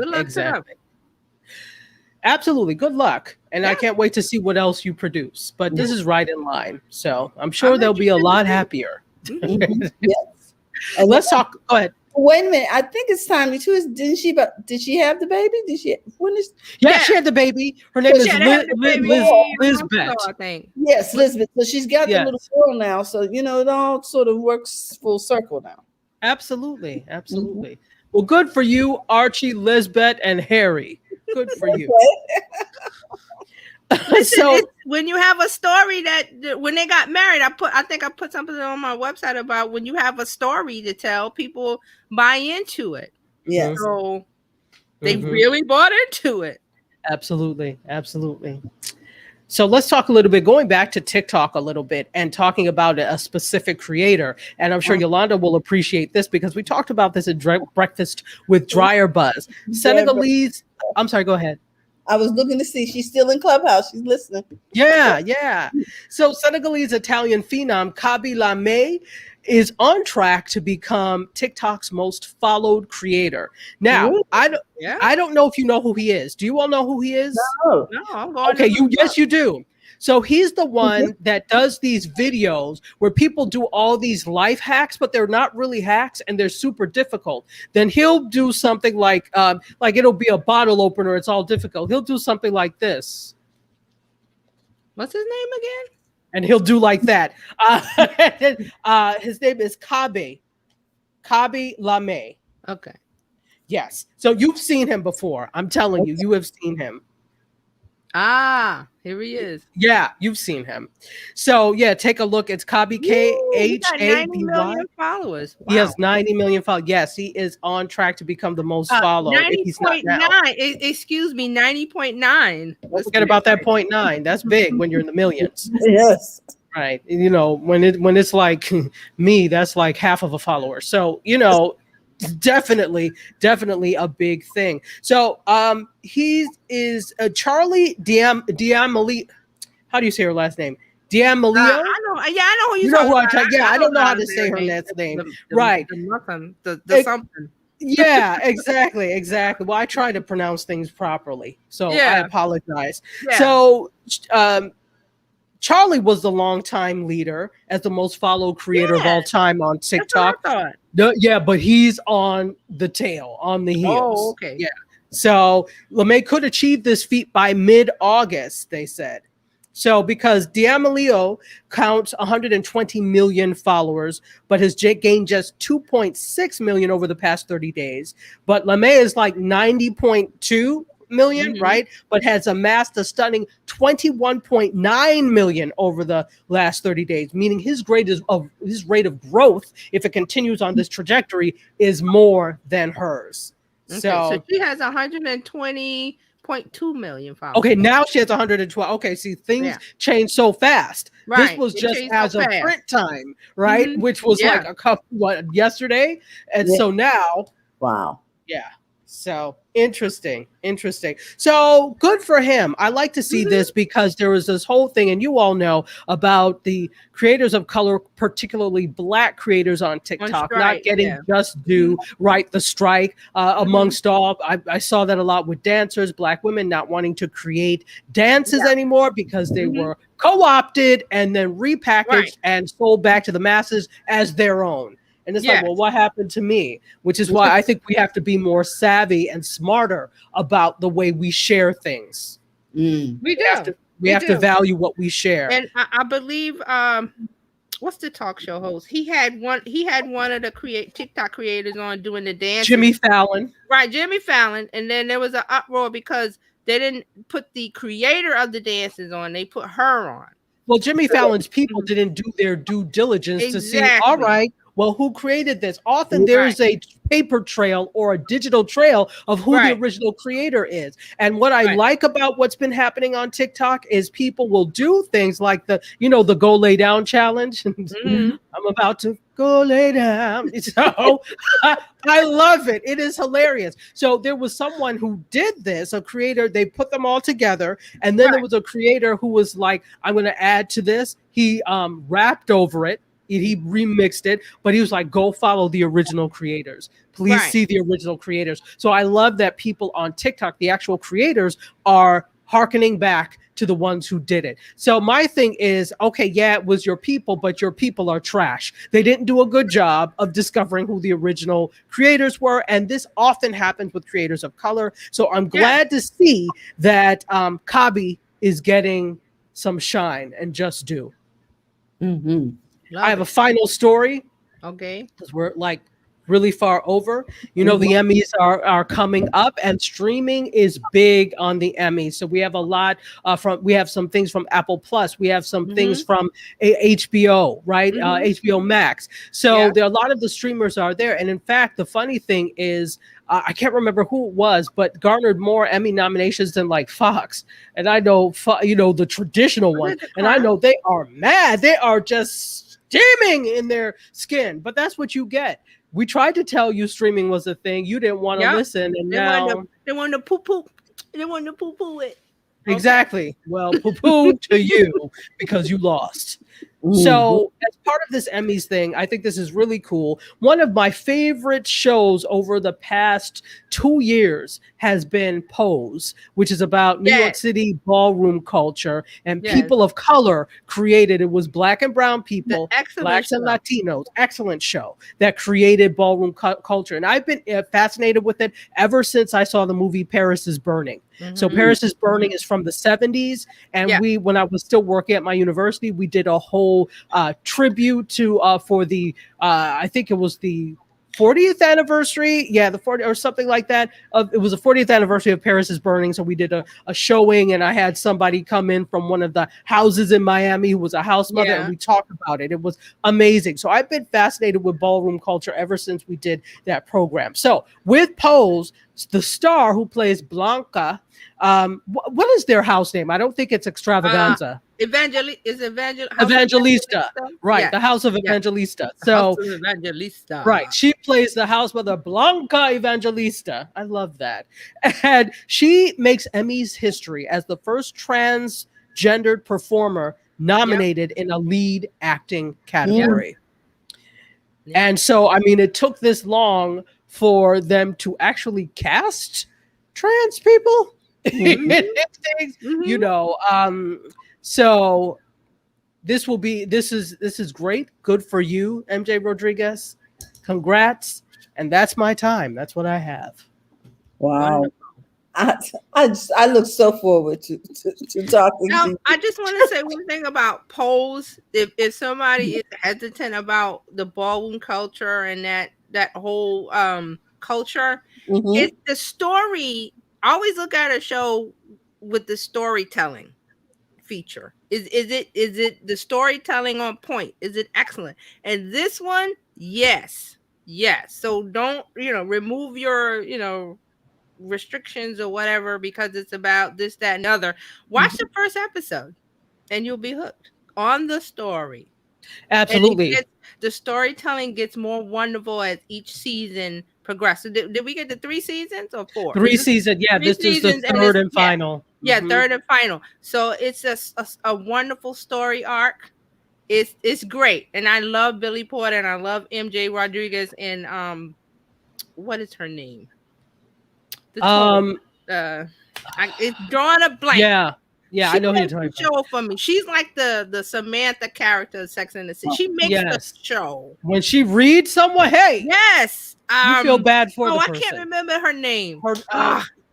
Let me. The one that plays. I cannot remember. I'm drawing a blank. But watch it. Watch Pose. Don't Don't watch it because it's about this or that. No. I'm about to look it up now. Yeah. I want to say it's not. I keep seeing Evangelista. It's something. Electra? No, not Electra is her name in the show. Yeah, she's Electra Evangelista, but I'm trying to find the actress's name. Yeah, I can't remember. Yeah, and I'm trying to look it up now. I'm like, why is she not one of the main cast here? It's a great show. The storytelling alone is just the way each episode. It's just like must. It was must-see TV for me. Oh, okay. Dominique Jackson is her name. Yes, that's Dominique Jackson. Mm-hmm. Yes. So her character is just like the little cherry on top. It's like the whole cast is great. The whole cast. Each part, each actress or actor plays their part wonderfully, and it's a great series. So watch it. Yeah, absolutely. Oh, sorry. I look forward to that. What did you just tap, Terry? What happened? I saw you go like this a little bit. Yeah, I kicked the stand. Okay. Oh, and fun fact. Somebody that one of my friends from high school played, if you remember in the pilot of Pose, Damon, who was the dancer in Pose, and he got thrown out of his house. The person that played his mother, I went to high school with. So really? She was my high school friend. Yeah, I have a lot of these 6 degrees of separation relationships. Not that it helps me, but Well, it will. I declare that it will help you. Okay, thank you. Give a shout out to her today. All right, guys. You know what? I want to thank you guys for hanging in here with us on Clubhouse. and on the live stream. I want to thank you, ladies, because you always bring such great content. So, tell us again where we can connect with you, Dr. Tachi and Terry, before we go. Okay, find me every Wednesday on Mediascope, the best of media tech and pop culture, Facebook Live, LinkedIn Live, YouTube, WJMSradio.com, and Gospel 107.1 FM in the Bahamas and Jamaica. And if you just want to get in contact with me, I love Instagram. I'm at Dr. Tachi,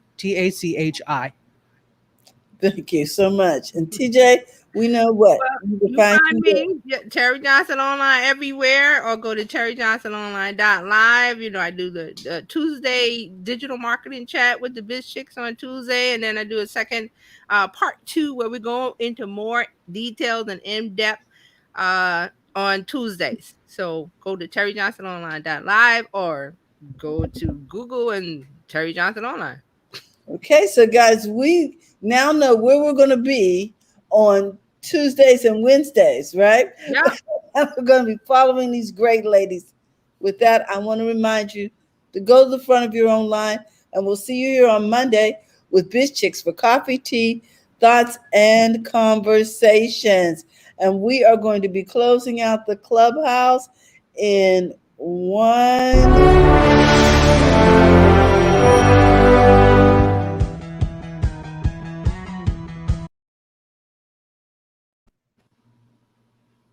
Bye-bye. Okay. I'm ending this room. Hold on. Okay. Considering I'd never done that before, I had to have Tachi's wife talking to me. She's trying to be in 3 places. I had a room one time. I forgot to end it, and it just was there. And I went back to Clubhouse. I was like, "Oops, I forgot to end the room." Okay. Wow, yeah, because it'll just stay. It'll just stay there. Yeah, it'll just be open mic. Oh yeah, yeah. Oh no, that's terrible. That is terrible. Well, guys, we have to stream. That's why Fran had to leave. She had to go set up a stream for one of our clients. Okay. But I love you guys, and I love you too. I'm concerned about you. How's the weather? How's the gas going on? Because it seems like the only time I talk to you is when I'm texting you to tell you when the show is happening. How is the gas going on in the apartment? Quickly, They're still working. They're still working on it. Okay. All right. Listen, it's been since the first week of June. I have forgotten about it. You have settled in. Okay. Yeah, I either cook something in the air fryer. I put the biscuits up. I made some biscuits the other day. I put that recipe up, or we eat. We eat out. Okay. So I need for Con Ed to fix that. You know what I'm saying? we need. It's nothing I can do. We're praying for a fix soon. They work. The plumbers are next at my neighbor's next door, so they're doing different lines. Like they do that corner, and then they'll do ours, and because everybody apartment is the same on the line, so it's just 2 lines out of like 5 or 6 lines in the building. So it's not the whole building; it's just us in this corner of the building.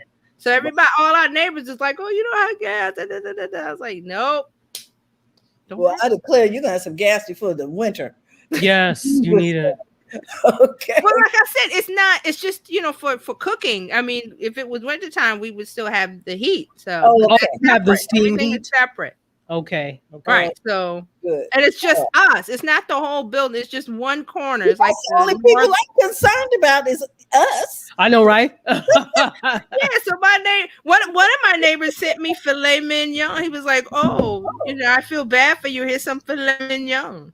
Oh, that's so nice. It was delicious too. Yeah. No, this is the neighbor. He's giving me champagne. He's giving me all kinds of stuff. He's great. Oh, that's nice. Yeah. He was like, "You don't have any gas?" And he had just gone to like Stu Leonard's, which is like I love Stu Leonard's. Yeah, so he went to Stu Leonard's in Yonkers, and he bought a whole bunch of. He was like, "Well, I got some filet mignon. I'm gonna give it to you." I was like, well, "Okay." What? Look, Stu Leonard's even has a little farm, like petting animals and stuff. It's so cool. Yeah, it's great. So I used the toaster oven before it came out great. So okay, well, all right. Long as you Yeah. As long as you're cool. And now, how's the weather in Florida? You're good, It's right? sunny. Yeah, Cool. I'm good. Yeah, Okay. Sonny. She said, yeah, Sonny. Because y'all be having some crazy stuff going on down there sometimes, like us in the fires. But we're great. Yeah. Okay. And- Good. Good. Okay, so But all we this having a heat wave today, so. praise God. Okay, so just stay in touch because when I see the news, you flash across my mind, and I want to Oh. know. Okay.